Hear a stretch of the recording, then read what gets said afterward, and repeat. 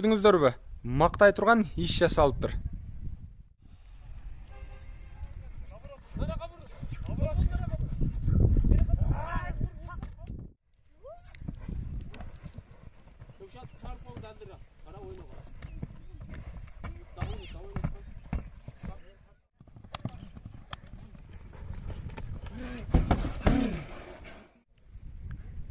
Ат адамдын канаты деген жакшы сөз бар кыргызда.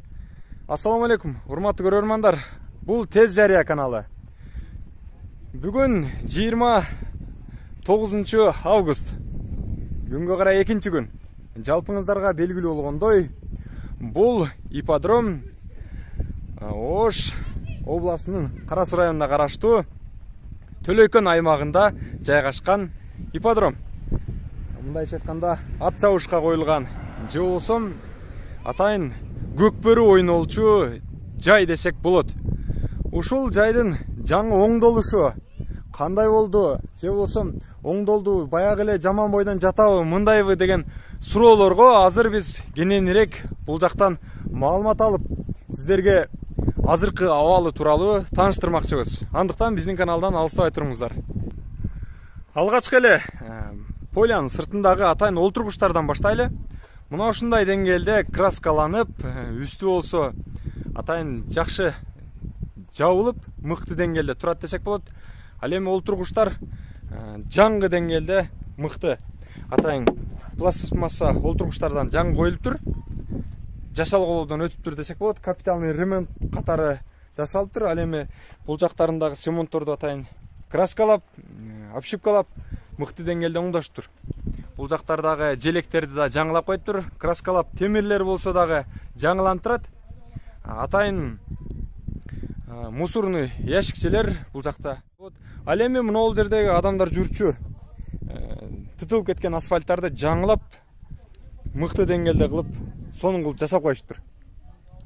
Анан бул жактагы атайын жогору жактан келип көрүүчү олтурганда, тамаша кылып олтургандагы ол жакта кабинанын ичиндеги жерлерди да көрүүгө болот. Мурунку абалы аябагандай начар болчу. Азыр обшивкаланып кыйла жасалып калыптыр. Мына айнектер кээ-бирлери жок болчу. Атайын оңдоп, кооздуктардан өткөрүп, бул жака биздин келипти мыкты деңгээлде кылып орноштуруп коюптур десек болот. Ал эми бул көрүүчүлөрдүн менен наркы полянын ортодогу жолдун ортосундагы мындай темирлердин кээ бирөөлөрү арасында жок болчу. Сынып калган, каралбай калган, өңү өчүп кеткен, жаман абалга келген болчу. Азыркы деңгээли мыкты деңгээлге келиптир. Мына ушундай кылып краскалап, сваркалап, жаңы темирлерден орнотуп, аябагандай сонун кылып жасалып коюштур. Бул жактан тепкичтерди дагы мырамыр менен атайын жасалгалап, мыкты деңгээлге алып келип коюптур. Шүгүр десек болот. Бул дагы болсо Кыргызстандын өнүгүшүнө чоң салым кошулду десек болот. Мынакей урматтуу көрөрмандар, көрдүңүздөрбү? Жасалгаланган ипподром. Толук капиталный ремонттон өткөн ипподром. Мына олтургучтар. Ар бир катарда, ар бир өзүнчө бөлүктө өзгөчө краскаланган, өзгөчө түстөгү олтургучтар менен курчалган. Биринчидеги көктө, андан кийин кызыл, андан кийин жашыл, жана ошондой эле көк, кызыл түстө. Көрдүңүздөр, атайын навести да оңдоп коюштур, мыкты деңгээлде кылып. Сонун, ал эми бул жактарына дагы атайын асфальт төшөп, мыкты деңгээлде кылып, машина мыкты деңгээлде айдап, эңири жумуш аткарууга боло турган жерин кылып жасап коюштур. Эр оюну көкбөрү. Көрдүңүздөр да. Эр жигиттер, мырзалар ойной турган ипподром.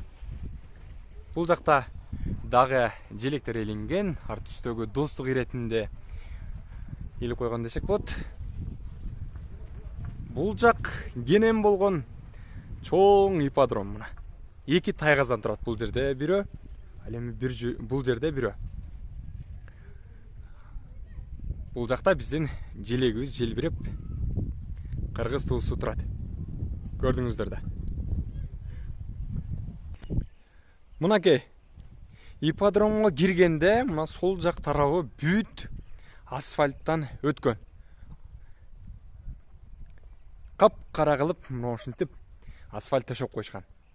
Ал эми бул жактарын болсо мыкты кооздукта кылып жасап, сонун деңгээлде оңдоп койшкан. Буну да болсо ийгилик десе болот, жакшы иштер жасалып ататтыр десе болот. Ипподромдо кыйла убакыттан бери жасалгылоо иштери жүрүп жатат, же болбосо капиталный ремонттон өтүп жатат деген сөздөр, мына ошол сөздөргө тыянак киргизип айтууга болот. Урматтуу көрөрмандар, бул жак болсо атайын кичинекей арыкчаларга мына ушундай цементтолгон суу өтүүчү арыкчаларды жасап, мыкты деңгээлде өздөштүрүп койшкан. Көрдүңүздөрбү?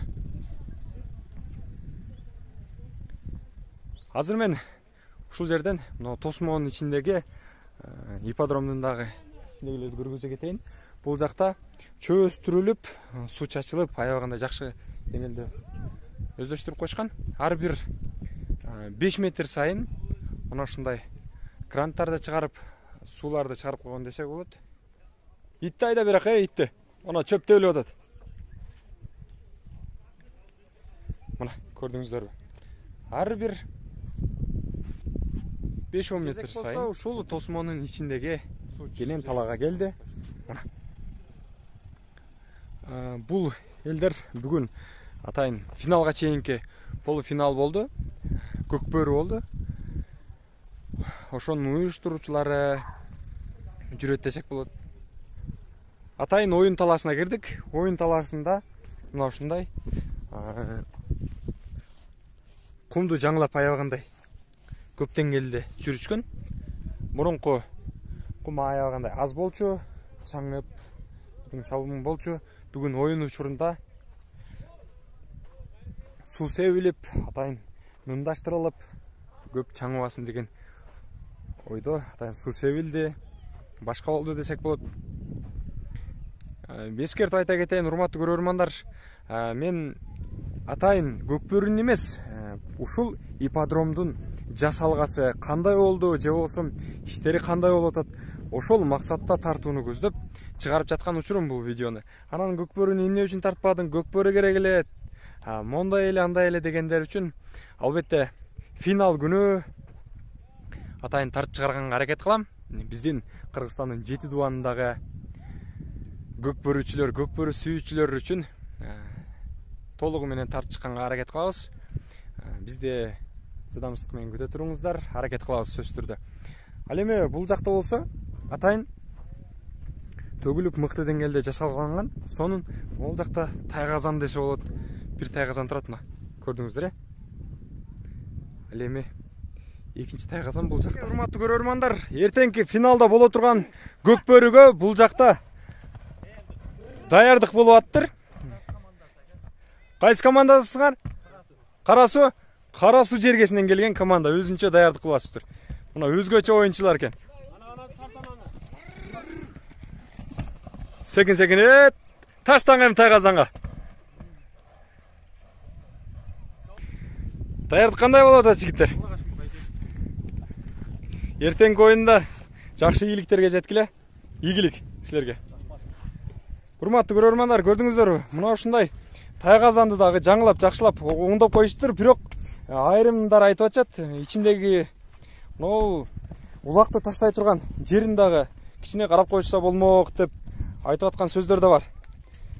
Эмнеси болсо дагы бул ипподром аябагандай сонун деңгээлде жасалыптыр деп айткандар дагы жок эмес. Ошондуктан эми бир эле жер экен, буну дагы кичине карап коюшат деген ойдобуз. Бул жактан рахмат деп айтууга болот, урматтуу көрөрмандар. Анткени карап мыкты жасап койгондугу үчүн. Ушундай урматтуу көрөрмандар, мен болсо бул оюн талаага түшкөндөн кийин бул аттарды көргөн соң, эми баягы көпчүлүк ат көргөндө аябагандай атка кызыккандар бар го. Атты көргөндө, жандосын көргөндө эле түшүп, минип, чабып көрөт эмеспи? Ошол сыңардай бул жердеги агаларыбыздан, байкелерибизден атыңыздарды 1 мүнөткө берип турасыздарбы десем, ме чабып ал деп, тоонун баласы деп беришти эле. бир зыңгырата чабып алдым. Ошол учурда болушунча букту чыгарып чылбырды кой бересиң го чиркин. Сиздер да чылбырды кой берип кенен чапкан учурларыңыз болсоңуздар керек. Бирок атты кыйнабаш керек. Жакшы сөз бар. Атың барда жер тааны, атаң барда эл тааны дейт. Урматтуу көрөрмандар, ошондуктан атпаңыздар, колдон келишинче мүмкүнчүлүк болсо. Атты баккан адамга сооптор дагы жазылат дейт. Мен болсо ушинтип атты чабып, ат майдандан чыгып бара жатып, аябагандай сонун болуптур. Мыкты жашалыптыр десек болот. Бирок наркы чет жактарындагы аз-маз оңдоп койсо болчудай. Бирок калган тарабы мыкты деңгээлде жашалыптыр. Муну жасаган, муну колдоо көргөзүп, аябагандай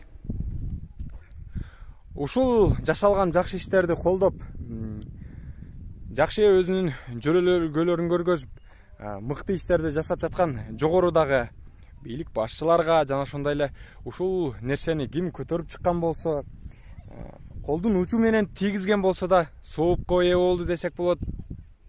Эли ыраазы болду десек да болот. Көкбөрү сүйүүчүлөр аябагандай сүйүнүп калды десек болот. Негизи эле кыргызга кошкон салым болду десек болот. Бул да болсо биздин жүзүбүз. Тең эле мына финалга Кыргызстандын 7 дубанынан жана ошондой эле башка мамлекеттерден дагы кызыгып көрүүчүлөр, катышуучулар дагы келишет экен. Ошондуктан бул жерибиздин көрүктүү болуп, жашалгы болуп, сонун болуп турганы сыймыгыбыз десек болот. Мен эми болсо сыртка чыгып бара жатып, кенен дагы кошумчалай кетчү нерселерим бар. Ал эми бир кыскача айта турган нерсе, бул жака атайын президент олтурчу, жогорудагы олтурчу жергиди дагы кирип тартайын десем, бул жактан уруксат бербей койду. Ошентсе да сырттан айтып коюуга туура келет. Эми президент олтура турган жерде аябагандай сонун кылып жасаш керек. Мыкты эле болуп жасалды болуш керек ал жак. Бул жакты көрүп, эл олтурган, эл оюн өткөрүп жаткан жактарды гана. 7 дубан дегенде эле урматтуу көрөрмандар, бул жакта Кара Балта жергесинен да келген бир туугандарыбыз бар экен. Салам. Эртеңки оюн аябагандай мыкты деңгээлде өтсүн, татыктуулар орундарга ээ болсун. Талас жергесинен келген бар, Ысык көлдөн келиштир. Бул жакта Кара Балта, Сосновкадан келиштир. Салам жолдоп коюңуз Кыргызстанга. Салам барына, Талас элине. Көрүп отурганыңыздар болсо, чоң рахмат. Кыргызстанга салам. Ысык көлдөн салам барына. Ысык көлдөн салам айтып жатат бул жака. Ат кошуп аткандар аттары байгеле болсун барын. Ат кошкон бардык катышуучулар, оюнчуларга бардыгына ийгиликтер болсун деп бул жакта агаларыбыз ысык дубайларын саламдарын айтып жатат. Мынакей жигиттер. Ийгиликтер болсун. Кыргыз ушинтип биримдикте оюндарды өткөрүп жүрүп болду окшойт. Урматтуу көрөрмандар, эгерде жаккан болсо, комментарий калтырып кетиңиздер. Тез жарыя каналы сиздердин кызматыңыздарда, элдин кызматында десек болот. Дагы бир жолу ассаламу алейкум. Көрүшкөнчө сак саламатта туруңуздар.